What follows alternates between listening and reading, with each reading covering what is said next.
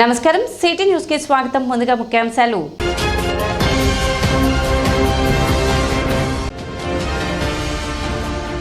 తెనాలి మండల పరిధిలో ప్రశాంతంగా జరిగిన నీటి సంఘాల ఎన్నికలు. 6 సంఘాలకు జరిగిన ఎన్నికల్లో ఏకగ్రీవంగా ఎన్నికైన అధ్యక్షులు, ఉపాధ్యక్షులు.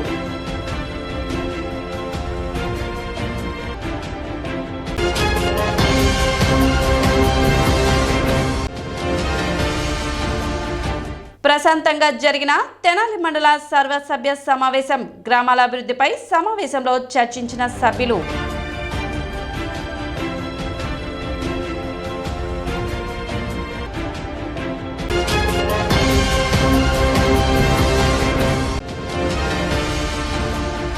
తెనాలి ఆర్టీసీ డిపోను సందర్శించిన ఆర్టీసీ ఎగ్జిక్యూటివ్ డైరెక్టర్ అప్పలరాజు సమయపాలన పాటించాలంటూ సిబ్బందికి సూచన.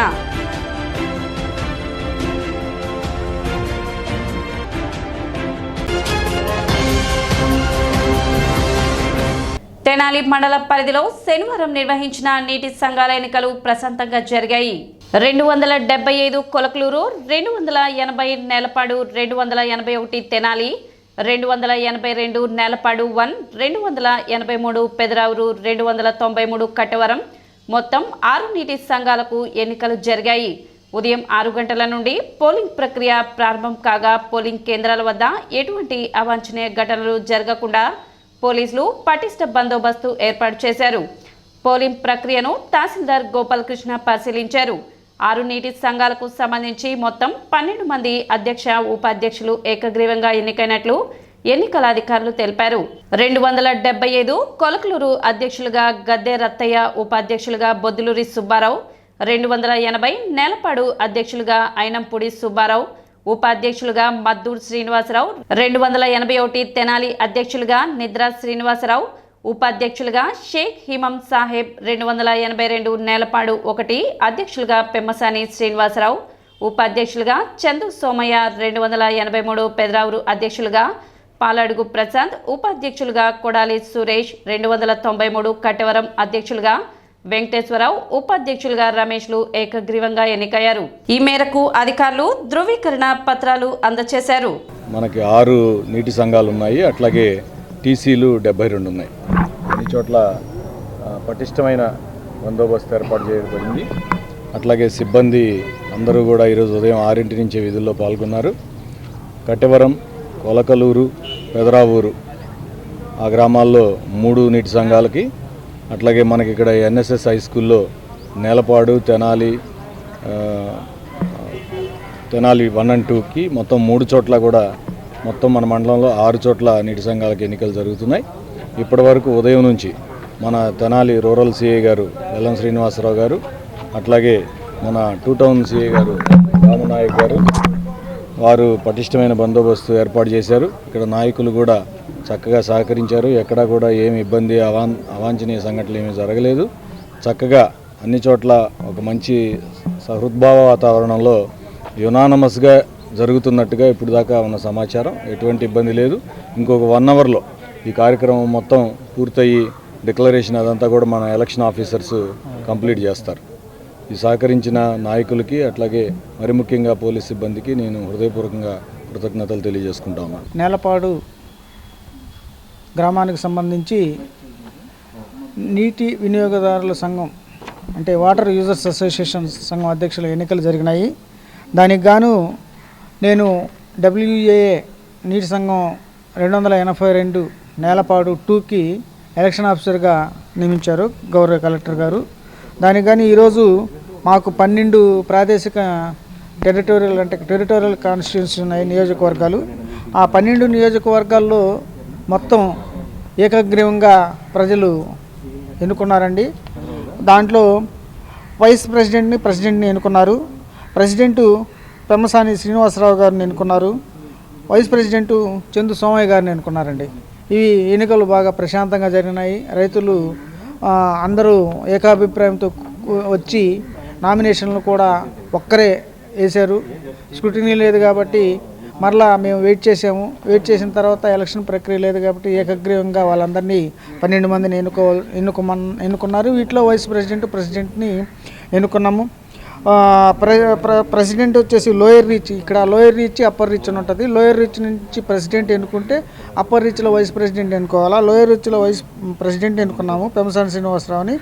అప్పర్ రీచ్లో చంద్రసోమయ్యని వైస్ ప్రెసిడెంట్గా ఎన్నుకున్నాం. ప్రతి విద్యార్థి జీవితంలో ఒక నిర్దిష్టమైన లక్ష్యాన్ని ఎంచుకొని దానికోసం నిరంతరంగా కృషి చేసి అనుకున్నది సాధించే వరకు పట్టు వదలకుండా కృషి చేయాలని rotary 3150 district governor Katragadda Sarath Chowdary సూచించారు. శనివారం స్థానిక రావి సాంబయ్య మున్సిపల్ పాఠశాలలో rotary club of Tenali Vaikunthapuram, rotary club jubilee hills సంయుక్తంగా BGR mining limited company CSR నిధులతో నిర్మించిన సైకిల్ స్టాండ్ మరియు డైనింగ్ హాల్ ప్రారంభోత్సవ కార్యక్రమం జరిగింది. ఈ కార్యక్రమానికి తెనాలి రోటరీ అధ్యక్షుడు ఈదర శ్రీనివాసరావు అధ్యక్షత వహించారు.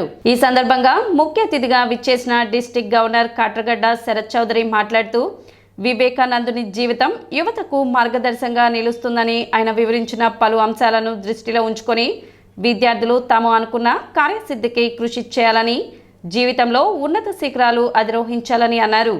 కార్యక్రమంలో రోటరీ క్లబ్ తెనాలి కార్యదర్శి దేవయోజనం మురళీకృష్ణ, పాఠశాల ప్రధానోపాధ్యాయులు మౌలాబీ తదితరులు ప్రసంగించారు. తొలుత rotary club of Tenali Vaikunthapuram ఆధ్వర్యంలో రక్తదాన శిబిరం జరిగింది. ఈ కార్యక్రమంలో సుమారు 30 మంది దాతలు రక్తాన్ని దానం చేశారు. అనంతరం rotary club district governor rotary ఆధ్వర్యంలో నిర్మించిన సైకిల్ స్టాండ్ మరియు డైనింగ్ హాల్ని ప్రారంభించారు. తదనంతరం స్కూల్ పూర్వ విద్యార్థి చుండూరు విజయానంద్ మరియు కుటుంబ సభ్యులు ఆధ్వర్యంలో వివేకానంద విగ్రహాన్ని ఆవిష్కరించారు. కార్యక్రమంలో district governor elect doctor SV Ramprasad, GBR company chief financial officer మరియు రావి సాంబయ్య మున్సిపల్ పాఠశాల పూర్వ విద్యార్థి Chunduru Vijayanand, rotary club jubilee hills Hyderabad అధ్యక్షులు Visireddy Balakotireddy, past district governor Anne Ratna Prabhakar, rotary club Tenali అధ్యక్షులు ఈదర శ్రీనివాసరావు, నిర్మాణ committee Edara Venkata Purnachand, Malladi Arjun, GV Narayana, Kolli Rajendra Prasad, Kakumanu Upendra, Rotarians Gutta Venkataratnam, Kanneganti Murali, Chetan Raj Kotari తదితరులు పాల్గొన్నారు. మొట్టమొదటి నేను పనిచేస్తున్నటువంటి company BGR mining and infra limited వారు చాలా సహృదయంతో మన మున్సిపల్ హై స్కూల్కి సిఎస్ఆర్ యాక్టివిటీ కింద ఈ cycle stand and lunch hall చాలా అవసరం అని భావించి వారు నిర్మాణానికి ముందుకొచ్చారు. వారి మన rotary club Vaikunthapuram, rotary club Hyderabad, Jubilee hills సహాయ సహకారాలతోటి అతి తక్కువ సమయంలో చాలా చక్కగా బ్రహ్మాండంగా ఇది నిర్మాణం అయి రెడీ అయింది. ఇది మన స్కూలు యాజమాన్యానికి కానీ, పిల్లలకు కానీ, తర్వాత మన టీచర్లకు కానీ అందరికీ కూడా చక్కగా ఉపయోగపడుతుందని, కలకాలం దీన్ని సేవలు వాళ్ళు పొందుతారని మేము భావిస్తున్నాం. Tenali rotary club of Jubilee hills మరి బీజీఆర్ కంపెనీ వాళ్ళు కలిసి ఒక బ్రహ్మాండమైన ఇన్ఫ్రాస్ట్రక్చర్, స్కూల్ ఇన్ఫ్రాస్ట్రక్చర్, పిల్లలకి ఎండలో అయినా వానలో అయినా ఒక మంచి కూర్చుని భోంచేసే ప్లేసు ఏర్పాటు చేశారు. మాకు ఎంతో సంతోషంగా ఉంది. అతి తొందరలో అంటే లెస్ దెన్ 2 monthsలో ఇది తయారు చేశారు. అంటే దృఢ సంకల్పం ఉంటే ఎంత తొందరగా అయినా మనం పనిచేయవచ్చని వాళ్ళు నిరూపించారు. So my congratulations to all of them and best wishes to the children. శనివారం తెనాలి ఆర్టీసీ డిపోను ఎగ్జిక్యూటివ్ డైరెక్టర్ అప్పలరాజు సందర్శించారు. గుంటూరు డిపిటిఓ రవికాంత్ తో కలిసి డిపో ప్రాంగణాన్ని తిలకించారు. ఈ సందర్భంగా కార్మికులను ఉద్దేశించి సమయపాలనపై మాట్లాడారు. దూర ప్రాంతం వెళ్లే బస్సులు తప్పనిసరిగా సమయపాలన పాటించాలని, అందువలన మధ్యలో ఉండే పికప్ పాయింట్లో కొద్దిసేపు ఆపుకొని వెళ్లడానికి అవకాశం ఉంటుందని, తద్వారా రూట్లో ఉన్న ప్యాసింజర్లను ఎక్కువ మందిని ఎక్కించుకోవడానికి అవకాశం ఉంటుందని తెలిపారు. సమయపాలన మాసోత్సవాలు 1 నెల కాదని, అది నిరంతర ప్రక్రియ అని, కావున అన్ని సర్వీసులు సమయపాలన పాటించాలని తెలిపారు. ఈ సందర్భంగా అత్యధిక ఆదాయం తీసుకువచ్చిన 3 కండక్టర్లకు ప్రశంసా పత్రాలను మరియు నగదు బహుమతిని అందజేశారు. అదేవిధంగా గ్యారేజ్ నుండి AC mechanic Joshibabu, on call driver, అత్యధిక కేఎంపీఎల్ తీసుకువచ్చిన కేఎస్ కృష్ణని ప్రశంసా పత్రం మరియు పారితోషికంతో సత్కరించారు. ఈ సందర్భంగా ట్రాఫిక్ మరియు గ్యారేజ్ సిబ్బంది, depot manager Rajasekhar, assistant manager I Jayaprasad Rao, assistant mechanical engineer Abhiram Naik మరియు అన్ని యూనియన్ అసోసియేషన్ నాయకులు, సిబ్బంది పాల్గొన్నారు. నవంబర్ 16 నుంచి డిసెంబర్ 15 వరకు ఈ సమయపాలన మాసోత్సవం సందర్భంగా బస్సులు departures from bus station improvement చేయడం దాని తాలూకు ముఖ్య ఉద్దేశం. ఈ మాసోత్సవం సందర్భంగా చాలా వరకు ఇంప్రూవ్ చేయడం జరిగింది. దాదాపు 98-99% డిపార్చర్ పంక్చువాలిటీ సాధించడం జరిగింది. అరైవల్ పంక్చువాలిటీ కూడా పెంచేదానికి అవకాశం ఉంది. అంతేకాకుండా ఈ ప్రమాదాలు తగ్గించేందుకు రాష్ట్ర వ్యాప్తంగా మా దగ్గరున్న హైర్ బస్ డ్రైవర్సు, అలాగే కొంతమంది కొన్ని డిపోల్లో ఆన్ కాల్ డ్రైవర్స్ కూడా ఉంటారు. వాళ్ళకు కూడా ప్రత్యేకంగా 2 రోజులు ట్రైనింగ్ ఇవ్వడం జరుగుతుంది. వాళ్ళకి సేఫ్టీ ఆస్పెక్ట్స్లో తీసుకోవాల్సిన జాగ్రత్తలు, పాసెంజర్స్తో ఎట్లా ప్రవర్తించాలి, ప్రమాదాలు జరగకుండా ఎట్లా నివారించుకోవాలి, వీటిపై అవగాహన పెంచేందుకు, అలాగే వాళ్ళ స్కిల్స్ ఎలా ఉన్నాయో టెస్ట్ చేసి అవసరమైన వాళ్ళకి మళ్ళీ అడిషనల్గా ట్రైనింగ్ ఇచ్చేదానికి ఆ ప్రోగ్రాం స్టార్ట్ చేయడం జరిగింది. దాదాపు 10,000 మందికి ఈ 2 రోజుల ట్రైనింగ్ ప్రోగ్రాము చేయటం స్టార్ట్ చేశాము. లాస్ట్ మంత్ 16th స్టార్ట్ చేశాము. తెనాలి డిపో సార్, తెనాలి డిపోకి ఒక మంచి పేరు ఉంది సార్. ఫస్ట్ నుంచి కూడా ఎర్నింగ్స్ కూడా బాగుంటాయి. కానీ ఈ మధ్య ఏంటంటే కొంచెం గ్యారేజ్ పారామీటర్స్ అనేది తగ్గింది వాస్తవం. మరి ఏదైతే గ్యారేజ్లో ఉన్న మరి కార్మికులందరూ కూడా బాగా పనిచేసే వాళ్ళే. మళ్ళీ ఒక్కసారి అందరం కూడా ఏదైతే గ్యారేజ్లో బస్ కండిషన్ కానీ మంచి కేంపై ఇంప్రూవ్ చేయడం కానీ ఇవన్నీ కూడా దృష్టిలో పెట్టుకుని చేస్తే మంచి కండిషన్ గల బస్సు మన డ్రైవర్ సోదరులకు అప్పచెప్తే ఎప్పుడు కూడా ఆర్టీసీలో కండక్టర్ డ్రైవర్ సోదరులు ఎప్పుడు కూడా మంచి ఆదాయం చేయడానికి కృషి చేస్తారు. తెనాలి మండల సర్వసభ్య సమావేశం శనివారం జరిగింది. గ్రామాల్లో కుక్కల బెడద ఎక్కువగా ఉందని వాటి నిర్మూలనకు చర్యలు తీసుకోవాలని సభ్యులు కోరారు. బర్త్ కంట్రోల్ మాత్రమే తమ పరిధిలో ఉంటుందని, అంతకు మించి ఏమీ చేయడానికి అధికారం లేదని అధికారులు తెలిపారు.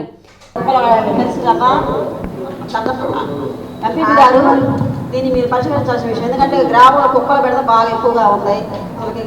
ప్రతి ఒక్కరి పిల్లలు కూడా చాలా ఖర్చేసండి కుక్కలు. మా హాస్పిటల్ కూడా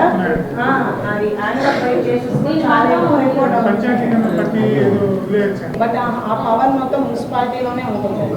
మేము చేయడానికి కూడా వస్తారండి. గ్రామాల్లో విద్యుత్ సమస్యలు, వాటిని అధిగమించడానికి తీసుకోవాల్సిన చర్యలు వంటివి సభ్యులు సమావేశంలో చర్చించారు. విద్యుత్ బిల్లులు, బకాయిలు చెల్లింపులపై సభ్యులు అధికారులను నిలదీశారు. సార్, మా ఊర్లో కరెంటు 14 ప్రాబ్లం వస్తుంది సార్. మాకు ప్రగలూరు సబ్ స్టేషన్ నుంచి పవర్ సప్లై వస్తుంది. ప్రతిరోజు కూడా నైట్ అర్ధరాత్రి పోతే అసలు ఎవరు పట్టించుకోరు. అక్కడే కొబ్బరి తోటలో, నిమ్మ తోటలో ఉన్న కరెంట్ వస్తుందంట. అసలు చాలా ఇబ్బంది పడుతున్నాం సార్. గుడివాడకి విలేజ్కి కరెంటే ఉండట్లా. మీ ఊరు మొత్తం 24 hours మీద ఉంది.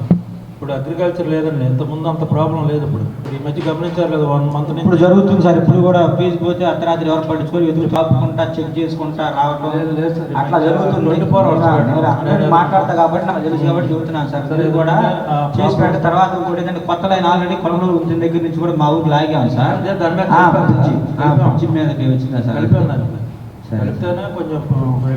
అది ఒకసారి చూడండి సార్, ఇబ్బంది లేకుండా. నాకు పల్లె పండుగ కార్యక్రమం, ఉపాధి హామీ పనులు, హౌసింగ్ నిర్మాణాలు, మండల పరిధిలోని ప్రభుత్వ పాఠశాలల విద్యా బోధన తదితర అంశాలపై సమావేశంలో చర్చ జరిగింది. మా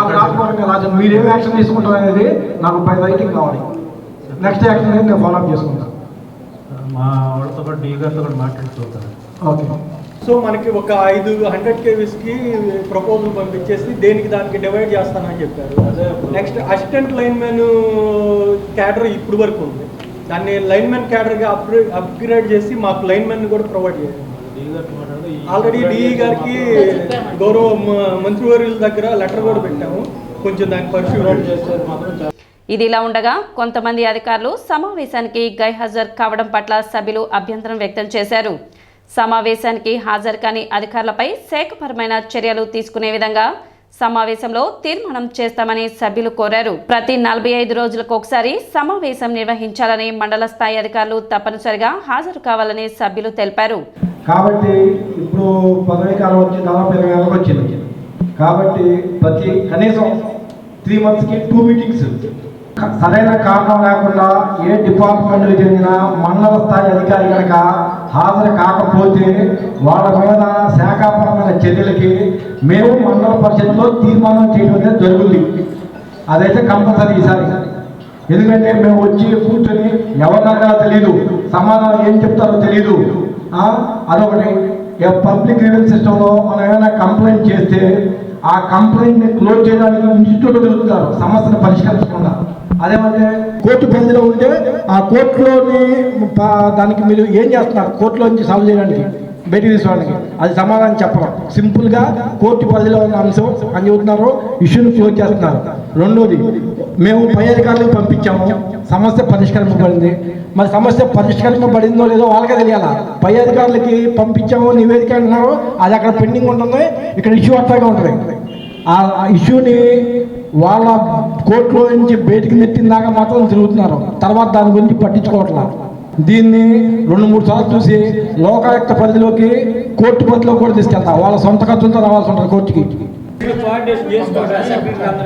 కొలగూరు పంచాయతీలో ఇప్పటివరకు 2 సార్లు చెక్ పవర్ తీశారు. ఒకసారి చెక్ పవర్ తీసినప్పుడు 98 లక్షలు, 2 సంవత్సరాల్లో 98 లక్షలు నేను అవినీతి అనగానే పంచాయతీ గైడ్ లైన్స్ వ్యతిరేకంగా నిధులు డ్రా చేశాను. దాన్ని ఎత్తి చూపినప్పుడు చెక్ పవర్ తీశారు. సెకండ్ టైం దాన్ని ఎవరు పట్టించుకోవాలి. డిఎల్పిఓ కానీ, ఈఓపిఆర్డి కానీ, డిపిఓ కానీ రెగ్యులర్ విజిట్స్ చేస్తే నెక్స్ట్ ఆ తప్పు రిపీట్ కాకుండా ఉంటుంది. మళ్ళీ అదే తప్పు రిపీట్ చేసి మళ్ళీ 5 లక్షలుగా మళ్ళీ చేశారు, మళ్ళీ చెక్ పవర్ తీశారు. అదేమంటే కోర్టుకి వెళ్తున్నారు, కోర్టు నుంచి తెచ్చుకుంటున్నారు. చిన్న మనవి, మీరు పాత ఎంపీటీసీలు కానీ పాత సర్పంచ్లు కానీ ఇక్కడ ఉన్న పార్టీలు చూడకుండా అందరినీ కలుపుకెళ్ళేట్టుగా వెళ్ళమని కోరుకుంటున్నాను. ముందర మనవి తప్పనిసరిగా అధ్యక్షుల దృష్టి తీసుకొచ్చి వారి అనుమతితో మీటింగ్ పెట్టడానికి ప్రయత్నం చేద్దాం, అదేం ఇబ్బంది లేదు. అలాగే అధికారులు రావడం లేదనేది కంప్లైంట్ ఉంది సార్, తప్పనిసరిగా 100% అటెండ్ అయ్యేసి చూస్తాం.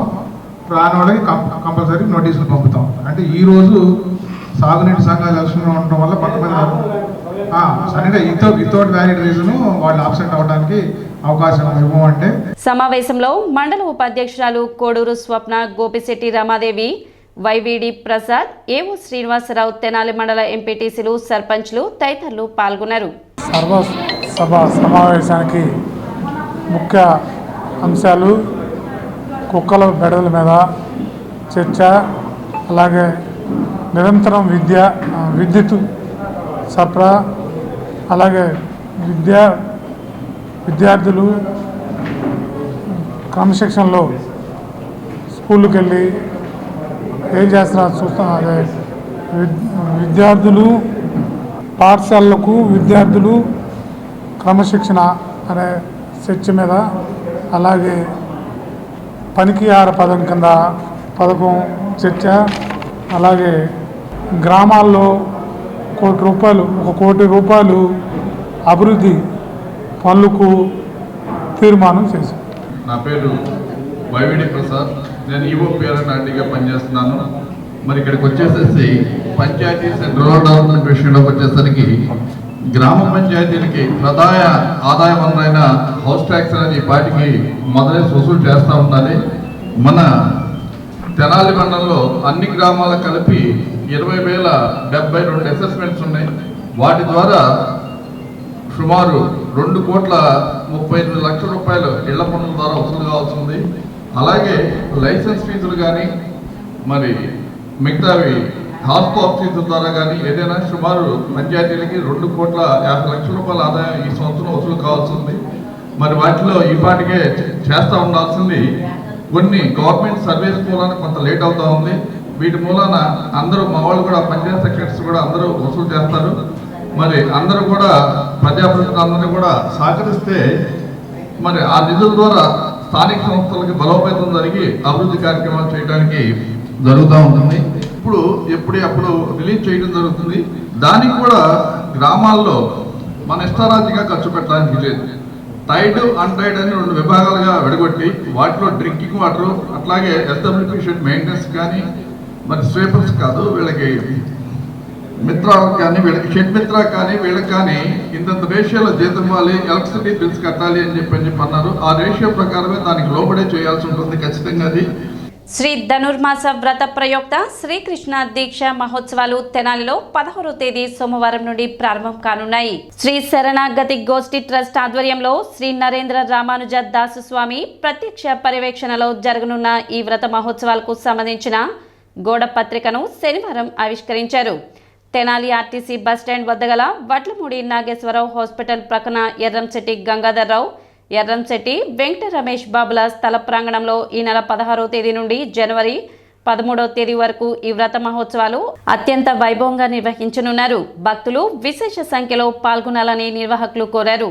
కార్యక్రమంలో విష్ణు మూలకల విజయలక్ష్మి, బాలేశ్వరరావు దంపతులు, తన్నీరు సీతారామాంజనేయులు, జానకీదేవి, కోటేశ్వరరావు, లేళ్ల ఉమాదేవి, పూషాడపు శివయ్య మాస్టర్, తన్నీరు చిన్నమ్మాయి, పెనుగొండ వెంకటేశ్వరరావు, గుదిమెళ్ల సీతారామాచార్యులు తదితరులు పాల్గొన్నారు. మార్గశీర్ష మాసం అంటేనే గోదాదేవి చేసినటువంటి ధనుర్మాస వ్రత మహోత్సవం ఆరంభమవుతుంది రేపు సోమవారం ఉదయం నుండి. ఈ ధనుర్మాస వ్రతాన్ని మనం చేయటం ద్వారా ఏమిటండి ప్రయోజనం అంటే, మనమెవరో మనం తెలుసుకోగలుగుతాం, మన స్వరూపాన్ని తెలుసుకోగలుగుతాం. లోకంలో పాడి పంటలు సుఖంగా ఉండాలని, సమృద్ధిగా ఉండాలని, మానవుల మధ్య ప్రేమ అనురాగాలతో నిండి ఉండాలని, మన మాట కూడా ప్రేమతత్వమైనటువంటి మాట ఉండాలని, చిలక పలుకులాగా ఉండాలని గోదాదేవి చిలకను పట్టుకుంటుంది. అంటే ఒక చిలక పలుకులాగా మన మాట ఉండాలి, అంటే ఎంతో మధురంగా ఉండాలి. ఇవన్నీ సమాజానికి అవసరమైనటువంటివి. రేపు సోమవారం రోజు డిసెంబర్ 16 సోమవారం ఉదయం 6:44 ధన సంక్రమణం అవుతుంది. ఆ సమయంకి చక్కగా మనందరం ఇక్కడ మన బస్టాండ్ దగ్గర ఉన్నటువంటి విఎస్ఆర్ కాలేజీ కాలవ రోడ్లో శ్రీ ఎర్రంశెట్టి గంగాధరరావు రమేష్ గారి యొక్కటువంటి స్థల ప్రాంగణంలో ఈ కార్యక్రమాన్ని ఏర్పాటు చేశాం. నెల రోజులు జరిగేటువంటి కార్యక్రమం. ఈ కార్యక్రమానికి తెనాలి పరిసర ప్రాంతంలో ఉన్నటువంటి వారందరూ కూడా విచ్చేసి గోదాదేవికి అనుగ్రహాన్ని, రంగనాథస్వామికి అనుగ్రహాన్ని, పెద్దల యొక్కటువంటి ఆశీస్సులను తీసుకుని చక్కగా మన కుటుంబాలు, మన ప్రాంతము, మన దేశము, మన రాష్ట్రం సుభిక్షంగా ఉండాలని ఈ వ్రతాన్ని మనం చేస్తున్నాం. గుంటూరు ఎమ్మెల్యే గల్లా మాధవి వైఖరిని నిరసిస్తూ హిందూ చైతన్య వేదిక ఆధ్వర్యంలో గాంధీ చౌక్ లో ఆమె దిష్టిబొమ్మను దహనం చేశారు. భక్తులకు ఇస్కాన్ సంస్థ భగవద్గీత గ్రంథాన్ని విక్రయించకుండా అడ్డుకోవడంపై ఆగ్రహం వ్యక్తం చేశారు. పవిత్రమైన భగవద్గీత గ్రంథ పంపిణీని అడ్డుకోవడం ఏమిటంటూ ప్రశ్నించారు. హిందూ అయుండి భారతీయురాలుగా భగవద్గీత విలువ తెలియకుండా వ్యవహరించడం సిగ్గుచేటని, భగవంతుని సేవతో పాటు లక్షలాది మందికి అన్నం పెట్టే ఇస్కాన్ సంస్థ ఆదుకుంటుందని అన్నారు. హిందువులకు వ్యతిరేకంగా ప్రవర్తించిన మాధవిపై చర్యలు తీసుకోవాలని డిమాండ్ చేశారు. పొట్టిమూర్తి శ్రీనివాస్, రమాదేవి, హనుమంతరావు, అంబటి మారుతి వరప్రసాద్, మూర్తి శ్రీనివాస్ తదితరులు పాల్గొన్నారు. భగవద్గీత అనేది ఒక మనిషి ఎలా ఉండాలి, ఎలా నడవాలి అని చెప్పినటువంటి ఒక ఆధ్యాత్మిక గ్రంథం. అది ప్రపంచంలో అతి పురాతనమైన మతమైనటువంటి హిందూ మతం. దానికి సాక్షాత్తు శ్రీకృష్ణ భగవానుడు ఆయనే స్వయంగా చెప్పినటువంటి భగవద్గీతని హిందువులకి చాలా గొప్ప పవిత్ర గ్రంథం. మన దేశానికి పోప్ గారు వస్తే ఆయన భారతదేశంలో భగవద్గీత పుట్టింది కాబట్టి నేను ఫస్ట్ కాలు పెట్టను ఇక్కడ అని చెప్పి నేలని చేత్తో పట్టుకొని ఆయన ముద్దాడిన తర్వాత మన భారతదేశం మీద కాలు పెట్టినటువంటి విషయం మన గల్లా మాధవి గారు తెలుసుకోవాలి. ఇస్కాన్ డివోటీస్ ఎవరు కూడా భగవద్గీతను అమ్మరు. ఇస్కాన్ డివోటీస్ ఎవరు కూడా భగవద్గీతను అమ్మరు. వారు భగవద్గీతని ప్రచారం చేస్తారు. వాళ్ళకే కనుక వ్యాపార ధోరణి కనుక ఉన్నట్టయితే వందల సంఖ్యలో కాదు, వేల సంఖ్యలో కాదు, ఇంతమందికి భోజనం పెట్టరు. అవడం చాలా తప్పు అండి. అవి వెంటనే ఆమె పదవి రాజీనామా చేయాలి. మా హిందువులందరికీ కూడా క్షమాపణ చెప్పాలి. ఆవిడే ఆదర్శంగా ఉండాల్సిన వ్యక్తి, మతాలను గౌరవించాల్సిన వ్యక్తి. కానీ ఇవాళ ఆవిడ భగవద్గీత గురించి చాలా తప్పుగా, ఇస్కాన్ మఠసుల గురించి చాలా తప్పుగా, హిందువుల గురించి చాలా తప్పుగా చేయటం అనేది చాలా రాంగ్. ఇది ఇవాళ మా హిందూ ఐక్యవేదిక హిందువులంతా కూడా కలిసి ఈరోజు గాంధీ చౌక్లో దిష్టిబొమ్మ దగ్నం చేసి వెంటనే ఏదైతే ఆవిడ చేసిందో అలాంటి పని మళ్ళీ రిపీట్ అవ్వకుండా ఆవిడ క్షమాపణ చెప్పాలి అని చెప్పి కూడా ఈ సందర్భంగా మేము అందరం కూడా చెప్తా ఉన్నాము, హెచ్చరిస్తూ ఉన్నాము. ఖచ్చితంగా ఇట్లాంటి హిందువుల మీద వాళ్ళ రోజున అనేక చోట్ల చాలా దారుణమైన సంఘటనలు జరుగుతూ ఉన్నాయి. ఇలాంటి పునరావృతం కాకుండా చేయాలి అంటే కఠినమైన చర్యలు తీసుకోవాలి. ఆవిడే వచ్చి మీడియా ముఖంగా బహిరంగంగా క్షమాపణలు చెప్పాలి. సిటీ న్యూస్ ముగించే ముందు ముఖ్యాంశాలు మరోసారి.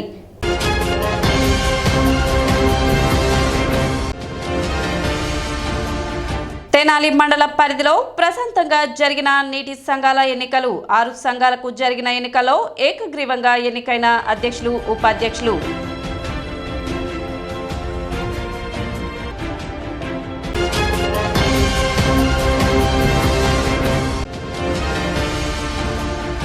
ప్రశాంతంగా జరిగిన తెనాలి మండల సర్వసభ్య సమావేశం. గ్రామాల అభివృద్ధిపై సమావేశంలో చర్చించిన సభ్యులు.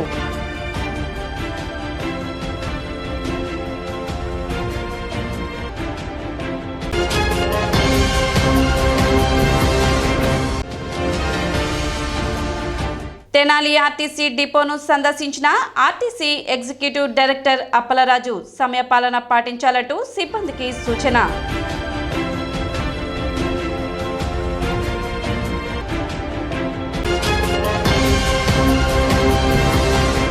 సిటీ న్యూస్ ఇంతటితో సమాప్తం. నమస్కారం.